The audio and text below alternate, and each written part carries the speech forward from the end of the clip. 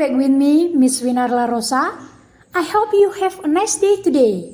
Now, we will start our learning process with the title Simple Present Tense. Here is the explanation, and I hope you focus on listening when I explain for you and the following explanation from me. Happy watching!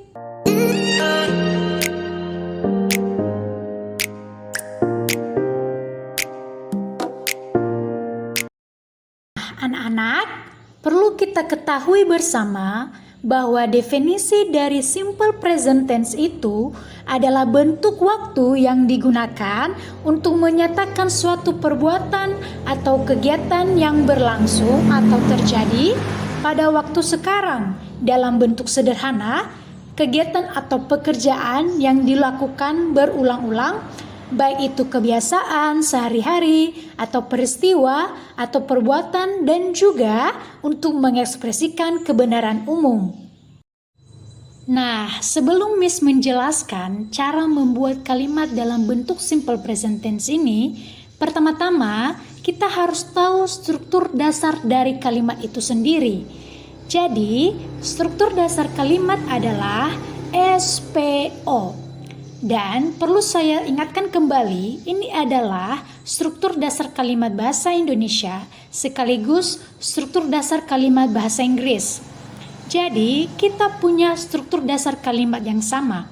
Hanya saja ada sedikit penyesuaian pada predikatnya, yakni kata kerja.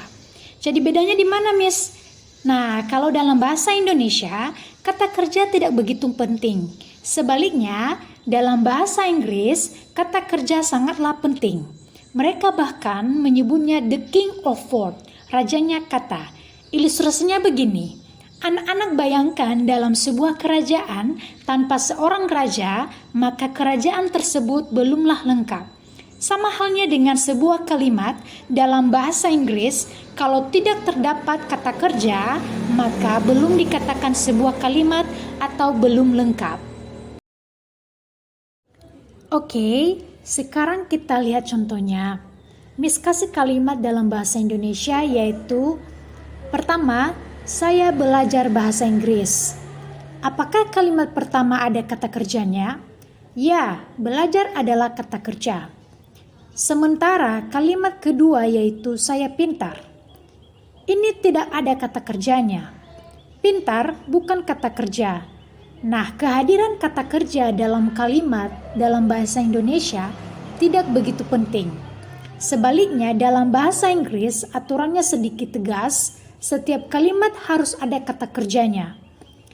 Nah, ketika kita menerjemahkan bahasa Indonesia yang kalimatnya sudah ada kata kerjanya, seperti saya belajar bahasa Inggris menjadi I study English.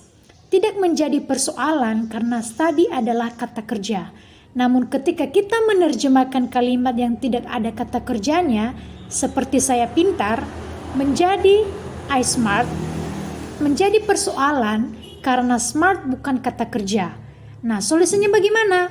Saya yakin anak-anak kami pernah mendengar yang namanya kata kerja bantu. Nah, untuk menghadirkan predikat pada kalimat saya pintar, maka kita tambahkan atau kita hadirkan kata kerja bantu, yaitu am. Sehingga kalimatnya menjadi I am smart. Nah, am di sini tidak mempunyai makna sama sekali karena memang hanya berfungsi sebagai kata kerja bantu yang gunanya untuk membantu mengisi kekosongan kata kerja dalam kalimat. Jadi selain am ada are dan juga is. Nah, kata kerja bantu am dipakai untuk subjek I, kata kerja are dipakai untuk subjek you, we, they, dan terakhir kata kerja is dipakai untuk subjek he, she, it.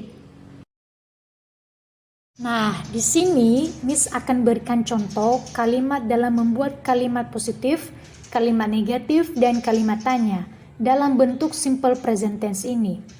Yaitu contoh kalimatnya you are beautiful. Nah, kalimat you are beautiful ini merupakan kalimat positif. Jadi cara untuk mengubah menjadi kalimat negatif yaitu you are not beautiful. Jadi bedanya di mana? Jadi ada sedikit penambahan not-nya supaya menjadi kalimat negatif. Nah, di sini Miss juga perlu memberitahu sama anak-anak kami, are sama not itu dapat digabung menjadi aren't, sehingga kalimatnya menjadi you aren't beautiful. Nah, sekarang cara membuat kalimat tanya yaitu kita duluankan to be-nya atau kata kerja bantunya, setelah itu baru subjeknya, dan setelah itu baru kata sifatnya, sehingga menjadi are you beautiful? Nah, contoh lain yang dapat Miss berikan yaitu dia suka ayam. Bahasa Inggrisnya adalah he likes chicken. Jadi mungkin anak-anak kami bertanya-tanya, kok ada S pada kata kerja like-nya Miss? Jadi S-nya ditambahkan karena didahului oleh subjek he dan juga berlaku pada subjek she dan it. Namun apabila subjeknya itu I, we, they, S atau ES tidak ditambahkan pada kata kerjanya, karena memang hanya untuk subjek he, she, dan it. Contoh kalimat positifnya tadi adalah he likes chicken, sedangkan kalimat negatifnya adalah he doesn't like chicken, dan kalimat tanyanya adalah does he like chicken. Okay, my students, that's all my explanation about simple present tense. I hope what I say or explain earlier can be understood and planted in the heart, and Miss also hope that you study seriously. Okay, thanks for your attention. See you next week.